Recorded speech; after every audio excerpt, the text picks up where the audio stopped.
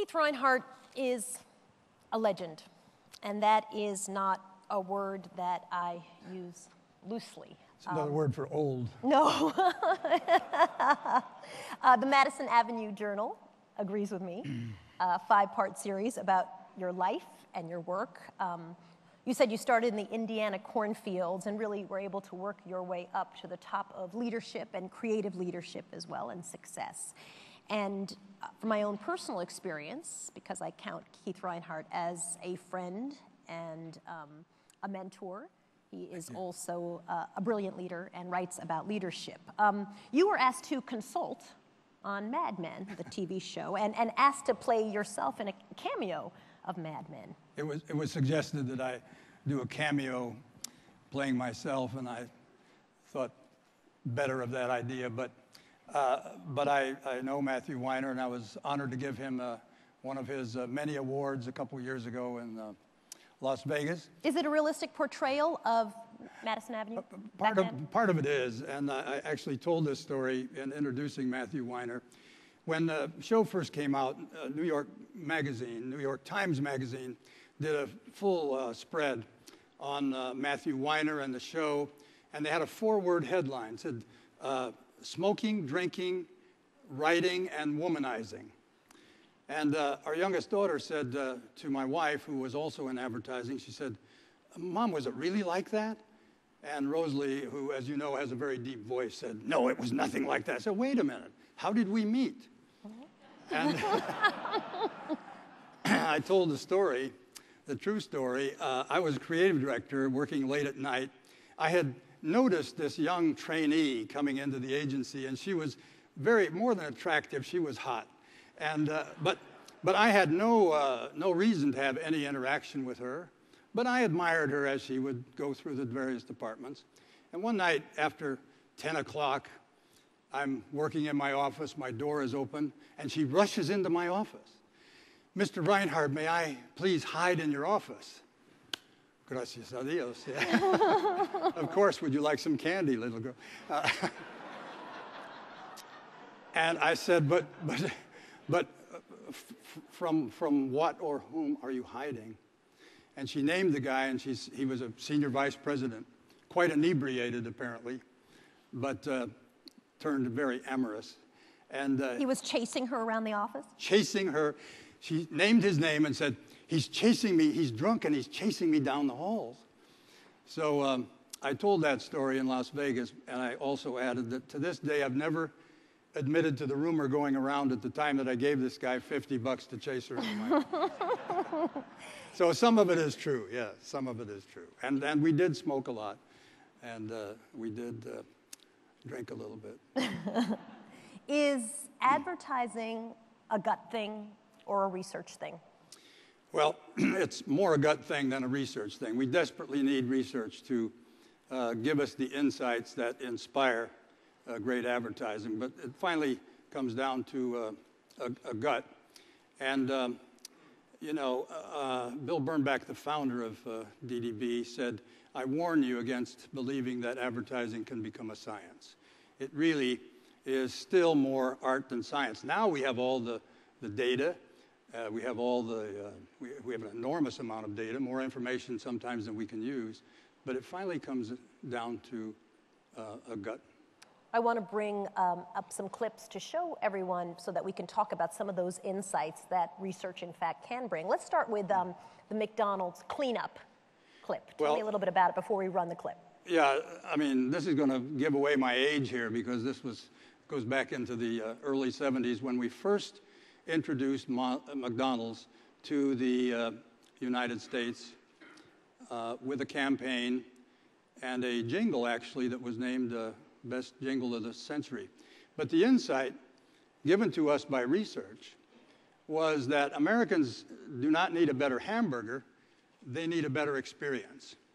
They need an experience of eating out that can be affordable, that can be a variety of good-tasting favorite foods, but also that can be clean. Prior to that, you would not remember, but there were drive-ins with car hops on roller skates and chewing gum and lots of jukeboxes playing loud, and they weren't clean. And Ray Kroc had an obsession with cleanliness. So we wrote a jingle, "You Deserve a Break Today," and the very first commercial we made was about his obsession with cleanup. But the insight was, we don't need a better hamburger, we need a better place. Let's play Cleanup. Grab a bucket and mop. Scrub the bottom and top. There is nothing so clean. That's my burger machine. With a broom and a brush. Clean it up for the rush. Before you open the door. Or to shine on the floor. When we finish one then.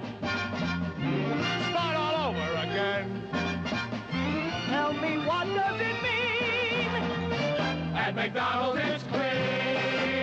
You deserve a break today.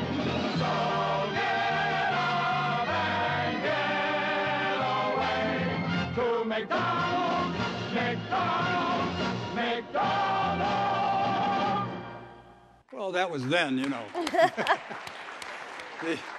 I noticed that they jump over the counter versus stepping on the counter. I was watching for that very closely. Well, Howie Morris from the old Sid Caesar show was the director of that spot, and he said, "What do you have in mind?" And we said, well, not like a polished Broadway performance, but if you go to auto show and see those really sort of auto show reviews, that's what we want. And the reason there are no women in the cast is that Ray Kroc wouldn't let women in the crew because they had to lift heavy boxes of potatoes. So before I get that question, that's why they're all men. Is there a conflict, or do they work together, research and storytelling? Oh, I think they work together, but storytelling now is all the buzz, if you have noticed. You can't go to any advertising meeting or any marketing meeting without hearing about storytelling. And in fact, at Cannes, we're introducing the first ever Storytelling Academy this summer. But storytelling is, as you would know, I mean, you're one of the great storytellers of the modern world. Storytelling comes from human knowledge, insights into human behavior, what drives people, what scares people, what turns people on. And of course, research is an ever-flowing fountain of knowledge. So that is what we base our stories on. However, stories that use a lot of emotion or humor are now being approved to be very effective.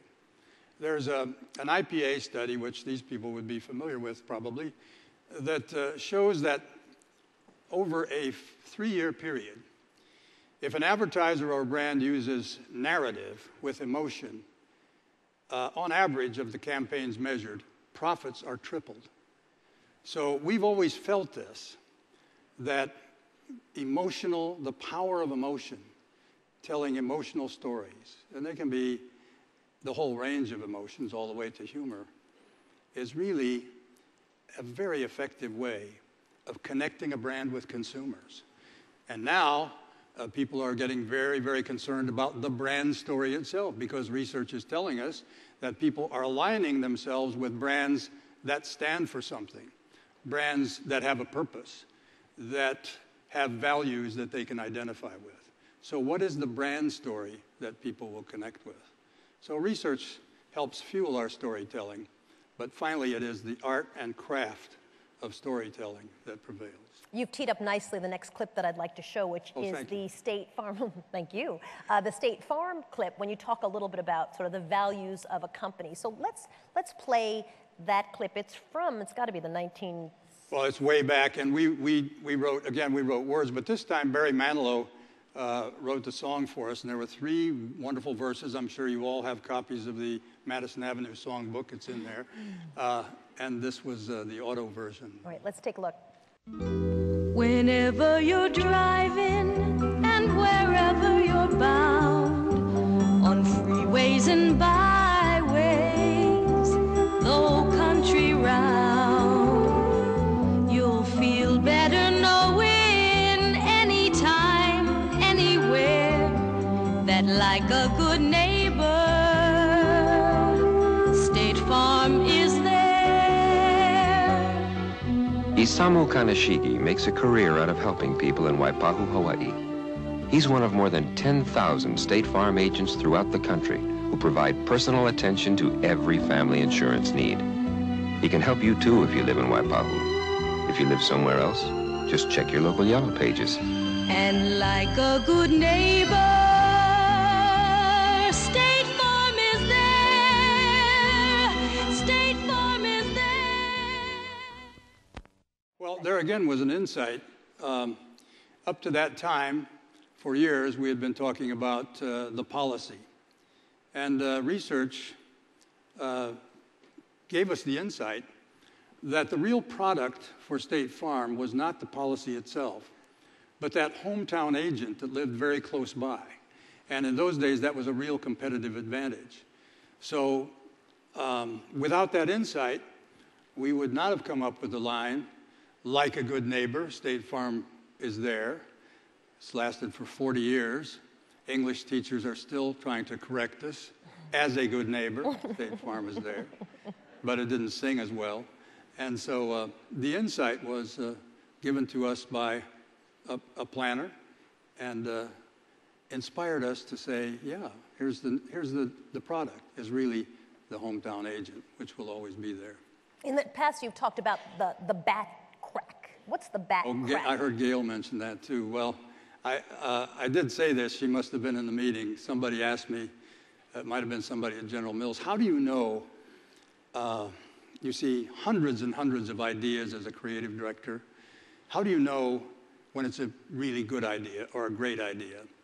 And I said, well, it's like you're at the ballpark and you hear the bat crack.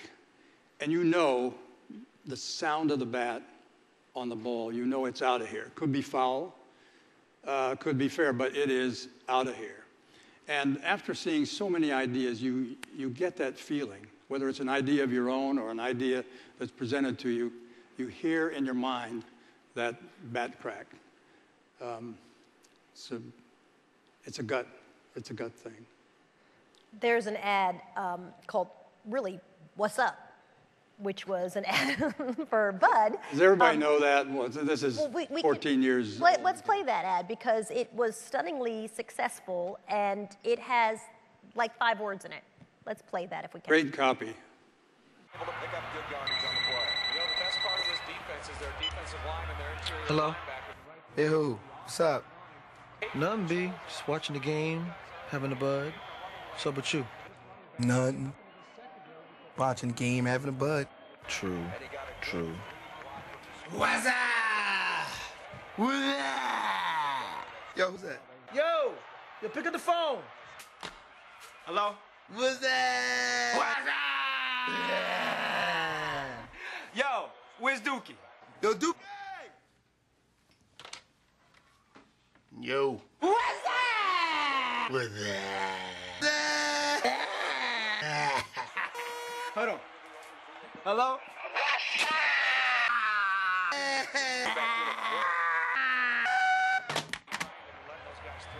So what's up, B? Watching the game, having a bud. True. Did you hear the bat crack on it? Well, I did. As soon as I saw, every year for the Super Bowl, we had to present literally dozens of ideas to Anheuser-Busch, and they were usually shown to me in a form of a big notebook.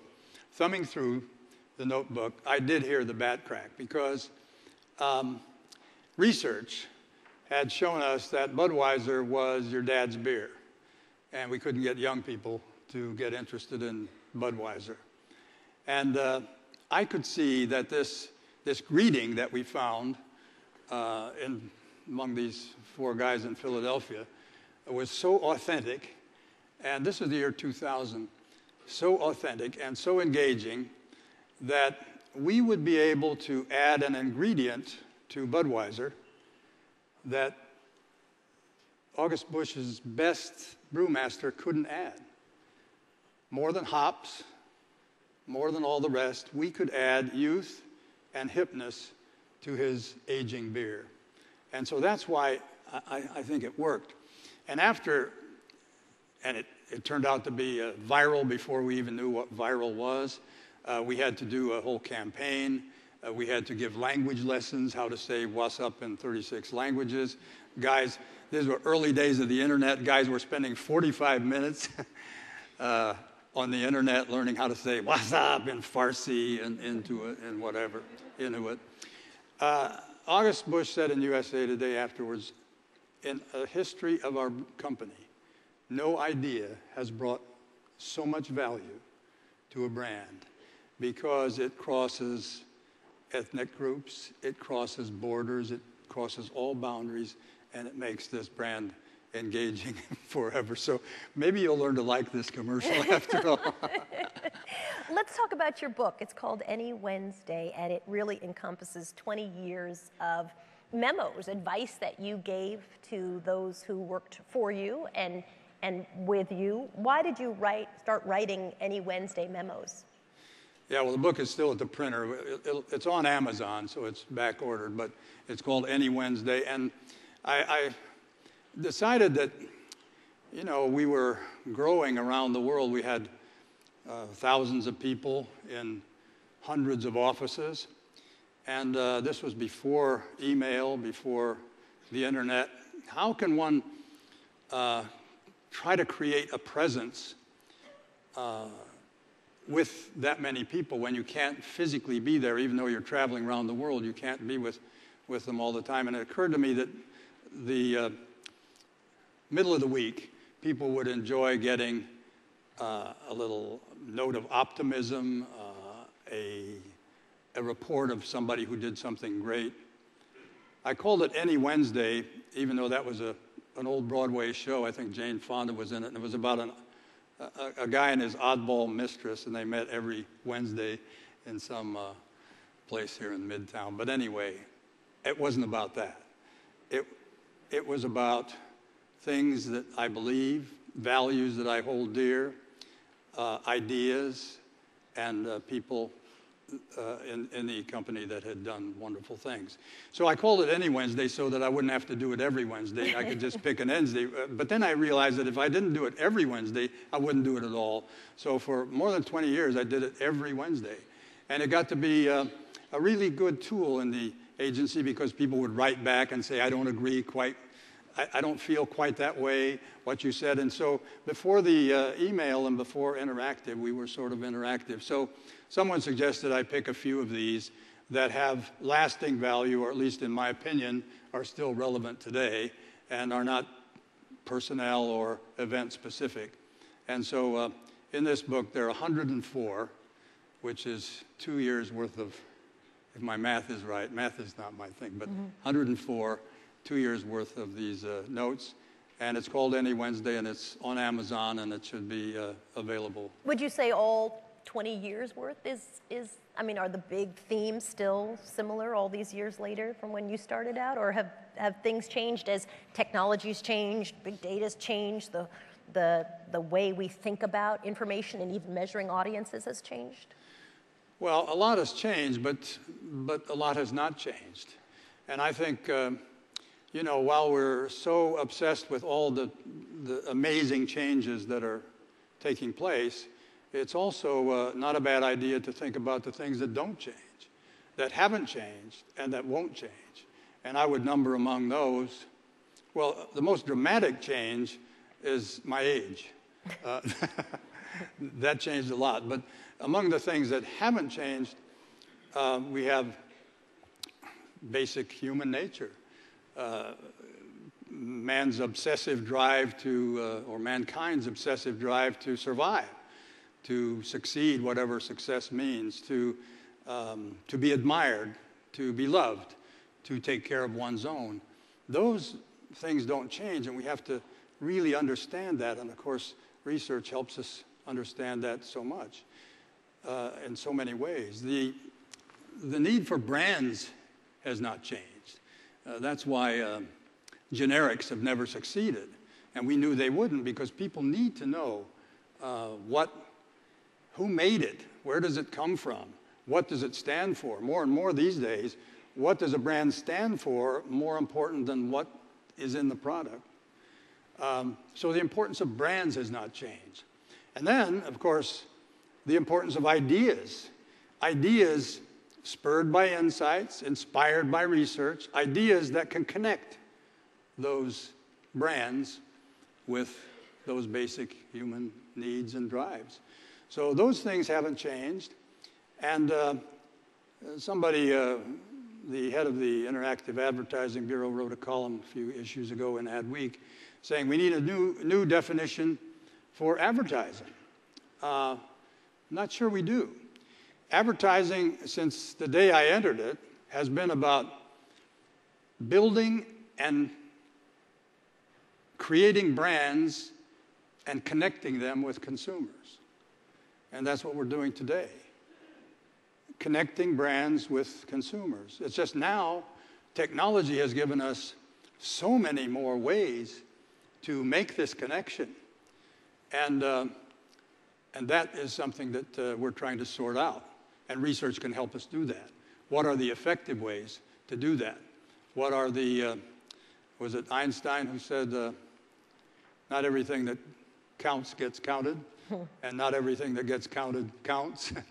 So if research can help us separate the truth from the chaos, that would be a very, very good contribution. There was a time when media planning and then creative strategy were kind of in the same, were together, and now they've been separated.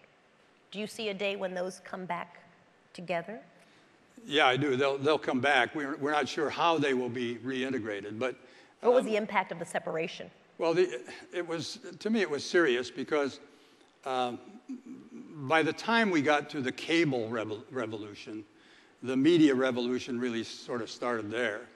We realized that we had to ask the media question before the what and how. When I started in the business, in the creative department, we only had two questions to ask. What are we going to say? Research would usually have a pretty good idea about that. And how are we going to say it? That was the creative question. How are we going to say this in an imaginative, compelling way? The media department was way at the bottom. They came on the last 5 minutes of the presentation. Where do you say it? Where and when. When the media explosion took place, we needed to bring that question to the top. When and where am I most likely to engage this consumer for this brand? And just, a quick example for New York Lottery back in the day, when and where we found out was on a bus shelter or in a subway car, a bus shelter right outside a news agent. So the message was, instead of waiting for this bus, I'd have my limo driver waiting for me. So the when and where helped influence the what and how. Then in Europe, the movement started with Carrat, really, and others, that the idea that gross rating points were like pork bellies and soybeans. I mean, the more, the cheaper.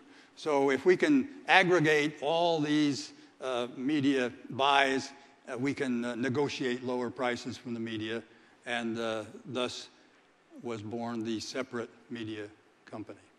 We were not quick enough to elevate media, but the principle, I think, is that sometimes you have to you have to separate a function, in this case from inside the agency, in order to elevate it before you can reintegrate it. Now the question is, how is this going to be reintegrated? I had a former client from Johnson & Johnson tell me, you guys in the agency business, you're going to have to find a way to bring the media back into the agencies. And I said, well, you were the people who told us we had to separate it. He says, I know, but now it's time to bring it back together. So the media companies are looking for ways to add creative, and we're looking for ways. We have now media or channel planners in the agencies usually. So it's time to reintegrate the media. So important. Engagement. Everyone yes. is interested in and what they want to measure and what they want to exploit. There's an ad, a Dutch ad, right, that's quite funny. But we'll play it first. It's about acupuncture, and then we'll talk about why it's engaging and why it works as an ad on the other side. Let's play that.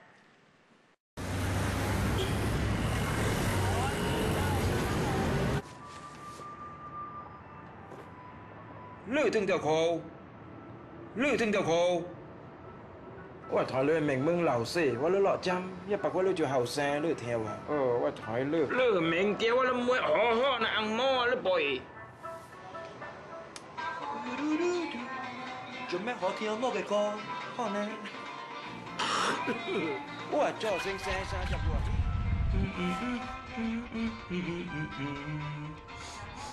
มีไก่วงห้วยลือเทว